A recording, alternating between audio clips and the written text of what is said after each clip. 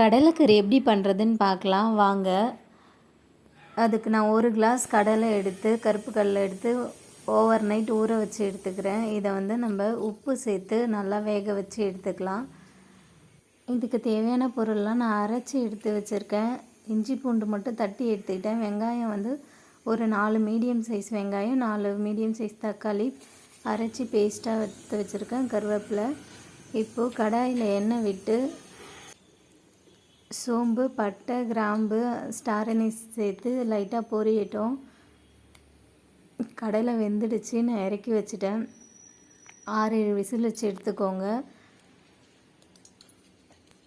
இப்போது இந்த ஸ்பைசஸ்லாம் பொரிஞ்சதும் நம்ம வெங்காயம் ஆட் பண்ணிக்கலாம். வெங்காயம் கூடவே எடுத்து வச்சுருந்த கருவேப்பிலை, தட்டி வச்சுருந்த இஞ்சி பூண்டையும் ஆட் பண்ணிக்கிறேன். நீங்கள் இஞ்சி பூண்டு பேஸ்ட்டாக கூட ஆட் பண்ணிக்கலாம்.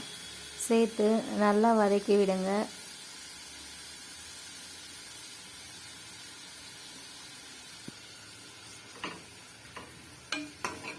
இது ஓரளவுக்கு கலர் மாறி நல்லா வதங்கி வரட்டும்.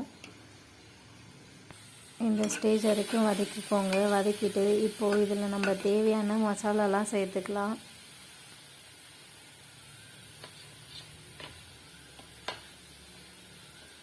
ஒரு 1/4 கரண்டி மஞ்சள்தூள் ஆட் பண்ணிக்கோங்க. உங்களுக்கு காரத்துக்கு தகுந்த மாதிரி தனி மிளகாய்த்தூள் ஆட் பண்ணிக்கோங்க. நான் கம்மியாக தான் சேர்க்குறேன், 1/2 ஸ்பூன் தான் சேர்க்குறேன். கூடவே மல்லித்தூள் 1 ஸ்பூன் ஆட் பண்ணிக்கோங்க. சின்ன ஸ்பூன் தான் இது. கரம் மசாலா கொஞ்சமாக ஒரு 1/4 ஸ்பூன் ஆட் பண்ணிக்கலாம். அவ்வளோதான். இதை சேர்த்துட்டு நல்லா கலந்து விடுங்க. இந்த வெங்காயத்தோடு இந்த மசாலாலாம் கலந்து விட்டு ஒரு 2 நிமிஷம் வதக்கி விடுங்க.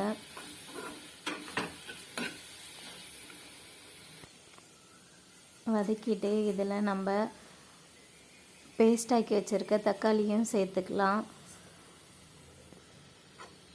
சேர்த்து லைட்டாக மிக்ஸ் பண்ணி விட்டுட்டு நம்ம ஆல்ரெடி உப்பு கடலையிலே வேக வைக்கும் போதே போட்டிருக்கோம். ஸோ இப்போ கொஞ்சமாக மட்டும் உப்பு சேர்த்துக்கோங்க.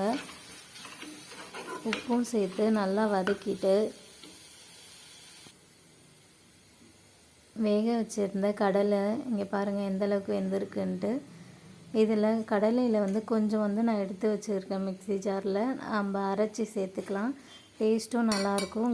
கிரேவியும் கொஞ்சம் நல்லா திக்காக இருக்கும். அதனால் நான் கொஞ்சமாக எடுத்து வச்சுருக்கேன். இது ஆறுனதும் நான் அரைச்சி சேர்த்துக்கலாம். இப்போ நம்ம இதை அப்படியே தண்ணியோடு சேர்த்துக்கலாம்.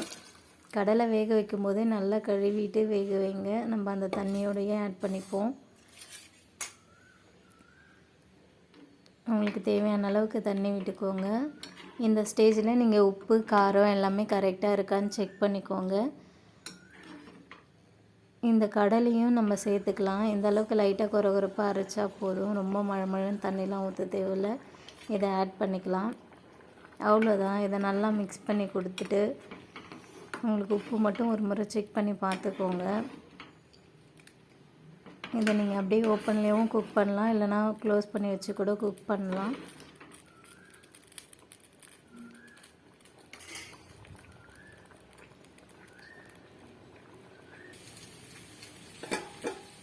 அவ்வளோதான். வாங்க, ரெடி ஆகிடுச்சு. ஓப்பன் பண்ணி பார்க்கலாம். உங்களுக்கு பார்த்தாலே தெரியும் ஆயிலெலாம் லைட்டாக செப்பரேட் ஆகிருக்கு. நீங்கள் டேஸ்ட் பண்ணி பார்த்தாலும் உங்களுக்கு தெரியும். ரெடி ஆகிடுச்சு. நம்ம இறக்கிடலாம். இது ரெடி பண்ண ரொம்ப நேரம்லாம் ஆகாது. கடலை மட்டும் நீங்கள் ஊற வச்சுருந்தீங்கன்னா டக்குன்னு ரெடி பண்ணிடலாம்.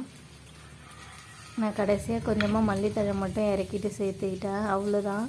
நீங்கள் இதை சப்பாத்தியோடு சாப்பிடும்போது செம்மையாக இருக்கும். அதேமாரி இடியாப்பத்துக்கும் இது நல்லாயிருக்கும். ட்ரை பண்ணி பார்த்துட்டு எப்படி இருந்ததுன்னு கமெண்ட் பண்ணுங்கள். இந்த சேனலை லைக் அண்ட் சப்ஸ்கிரைப் பண்ணுங்கள். நெக்ஸ்ட் வீடியோவில் பார்க்கலாம்.